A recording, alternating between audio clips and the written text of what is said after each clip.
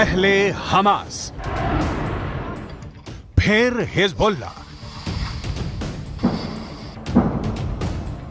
इसके बाद Houthi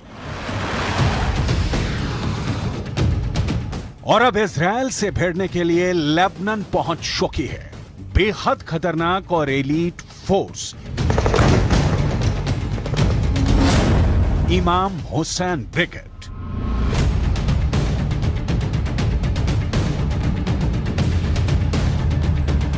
Israel के सैनिक 24 घंटे हर सेकंड आंखों में तेल डालकर इजराइल और लेबनान की बॉर्डर की सुरक्षा कर रहे हैं और ऐसे वक्त में इजराइल को एक बड़ी खबर मिली है। यह खबर नेतन्याहू के लिए मुसीबत पैदा करने वाली है। इमाम हुसैन ब्रिगेड को सीरिया से लेबनान में शिफ्ट किया जा चुका है और लेबनान के अंदर इस वक्त इमाम हुसैन ब्रिगेड को मौजूद बताया जा रहा है।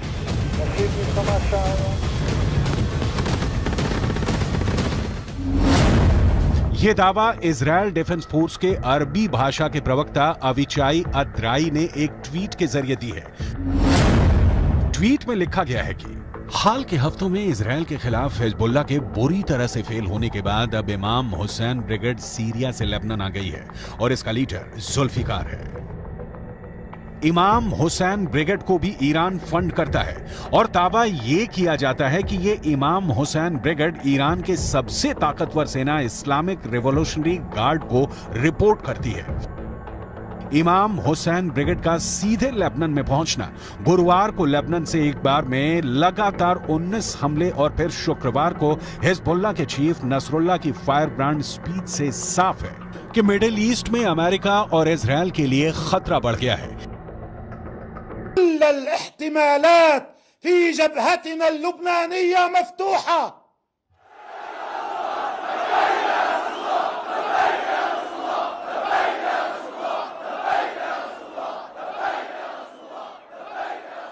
وأن كل الخيارات مطروحة ويمكن أن نذهب إليها في أي وقت من الأوقات. ईरान के राष्ट्रपति इब्राहिम रईसी पहले ही चेतावनी दे चुके हैं कि गाजा पट्टी को क्रॉस करके इजराइल ने रेड लाइन क्रॉस कर दी है। अगर गाजा पर ग्राउंड ऑपरेशन के दौरान हमास, फिलिस्तीन और हिजबुल्लाह ने एक साथ इजराइल पर हमला किया तो इनको रोकना इजराइल के लिए बहुत बड़ा चैलेंज बन जाएगा।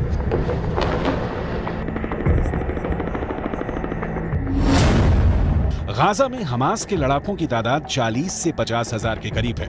उत्तर की तरफ लेबनान में मिलिशिया हिजबुल्लाह की तादाद 1 लाख से ज्यादा है। इनके सामने इजराइल में एक्टिव और रिजर्व फोर्स मिलाकर 6 लाख से ज्यादा सैनिक हैं। ये आंकड़े बताते हैं कि इजराइल के पास 4 गुना ताकत है।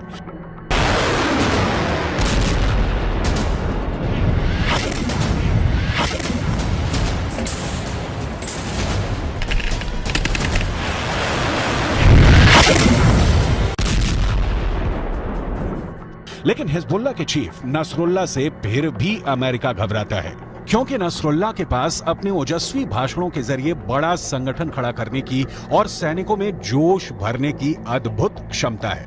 عمليات المقاومة في الجنوب ودماء شهدائنا وشهدائكم في الجنوب تقول لهذا العدو الذي قد يفكر بالاعتداء على لبنان أو بقيامه بعملية استباقية باتجاه لبنان أنك سترتكب أكبر حماقة في تاريخك ووجودك. सबसे बड़ी बात यह है कि हिजबुल्लाह के पास एक ट्रेंड सेना है जिस पर विजय पाना हमास से भी ज़्यादा कठिन काम है। हिजबुल्लाह के पास हथियारों का विशाल भंडार है। हिजबुल्लाह के पास गाइडेड मिसाइलें भी हैं जो इजराइल के अंदर तक मार कर सकती हैं। हिजबुल्लाह के पास एंटी टैंक मिसाइलों का बहुत बड़ा जखीरा है जिसकी वजह से इजराइल को नुकसान भी पहुंचा है। ये मिसाइल ईरान से सप्लाई की जाती रही है और ऐसी मिसाइलों का हिजबुल्लाह के पास बहुत बड़ा जखीरा है।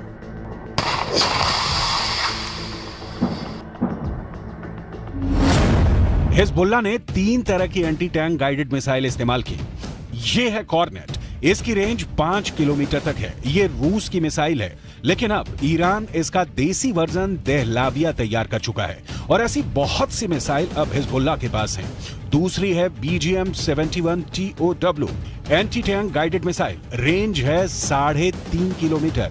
यह अमेरिका में बनी मिसाइल है, लेकिन अब इसकी नकल ईरान तैयार कर रहा है और उसने हिजबुल्लाह को सप्लाई की है। तीसरी है 85 कॉनकोर्स, रेंज 4 किलोमीटर।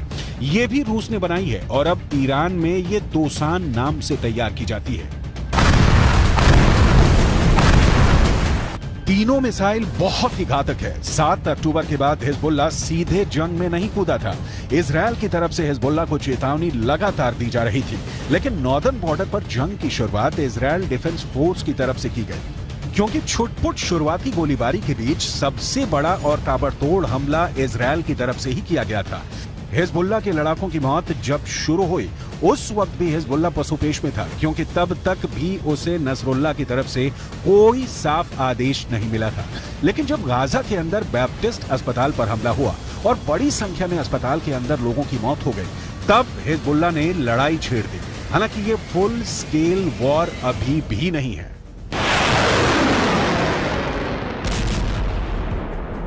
और इस 3 हफ्ते की लड़ाई में हिजबुल्लाह के अब तक 50 से ज्यादा लड़ाके मारे जा चुके हैं। अक्टूबर के तीसरे हफ्ते में तो हिजबुल्लाह के 20 से ज्यादा लड़ाके मारे गए थे, जिसके बाद इस जंग में हिजबुल्लाह धीमा पड़ता नजर आया, लेकिन बाद में धीरे धीरे वो इस जंग में फिर वापस आ गया। ईरान कभी अपनी जमीन पर युद्ध नहीं लड़ेगा, क्योंकि उसके रणनीतिकार बहुत होशियार हैं। ईरान की सरकार यमन, इराक और सीरिया को जमीन का इस्तेमाल करके अमेरिका और इजरायल के ठिकानों पर हमला कर रही है। इन देशों में अपनी जड़ें जमाने के लिए ईरान ने बरसों की मेहनत की है और अब वो उसका फायदा उठाना चाहते हैं। लेबनान एक ऐसा ही देश है जो जंग की चपेट में धीरे धीरे आता जा रहा है। लेबनान के अखबार नहार नेट ने यह रिपोर्ट किया है कि इजरायल ने ब्लीडा इलाके के पूर्वी बाहरी इलाके में फास्फोरस बम से हमला किया है, जिसकी वजह से वहां मौजूद आसपास के जंगलों में भारी आग लग गई थी। इन फास्फोरस बमों से लगी आग लंबे इलाके में फैले जंगलों तक फैल गई, जिससे भारी नुकसान हुआ। इजराइल की तरफ से लगातार ये कहा जा रहा है कि लेबनान हिजबुल्लाह के कंधों पर बंदूक रखकर जंग में कूदने का जोखिम ना उठाए, क्योंकि इस बार लेबनान बहुत बुरी तरह जंग की चपेट में आएगा और फिर ये कहकर पल्ला नहीं झाड़ सकता कि इस जंग में उसे हिजबुल्लाह ने घसीटा है। इजरायल के प्रधानमंत्री बेंजामिन नेतन्याहू पहले ही ये कह चुके हैं कि लेबनान को इस बार ऐसा जवाब दिया जाएगा कि वो दूसरी जंग लड़ने के काबिल ही नहीं बचेगा। שאתם עושים פה ומה ששמעתי עכשיו מהמפקדים שלכם זה דבר חשוב מאין כמוהו. אתם הורגים אנשי חיזבאללה שמנסים לתקוף את קו החזית שלנו. אני לא יודע עכשיו, כשאני נמצא איתכם, אני לא יכול להגיד לכם כרגע אם חיזבאללה יחליט להיכנס בצורה מלאה למלחמה. नेतन्याहू के अलावा इजरायल के रक्षा मंत्री योव गैलेंट पहले ही कह चुके हैं कि इस युद्ध में इजरायल का बदला ये तय करेगा कि अगले 75 साल तक इजरायल की जमीन पर रहेगा या नहीं। अभी तक हिजबुल्लाह के 50 से ज्यादा लड़ाकों के मारे जाने की खबरें आ चुकी हैं, लेकिन इसके बावजूद भी इजरायल के रक्षा मंत्री ने बयान ये दिया है कि अभी वो युद्ध को विस्तार नहीं देना चाहते। מנהלים מלחמה בחזית הדרומית כנגד חמאס. אנחנו מוכנים לכל התפתחות בצפון. חיזבאללה סופג נפגעים רבים. יחד עם זה אין לנו עניין להרחיב את המלחמה. אם נידרש לעניין הזה, נדע מה לעשות. הכוחות מוכנים בהגנה. नोट करने वाली बात यह है कि जब इजरायल नॉर्दर्न बॉर्डर पर युद्ध का विस्तार नहीं चाहता है, तब 45 से ज्यादा हिजबुल्लाह लड़ाके मारे जा चुके हैं। तो सवाल यह उठता है कि अगर इजरायल युद्ध का विस्तार कर देगा तो फिर हिजबुल्लाह की हालत क्या होगी।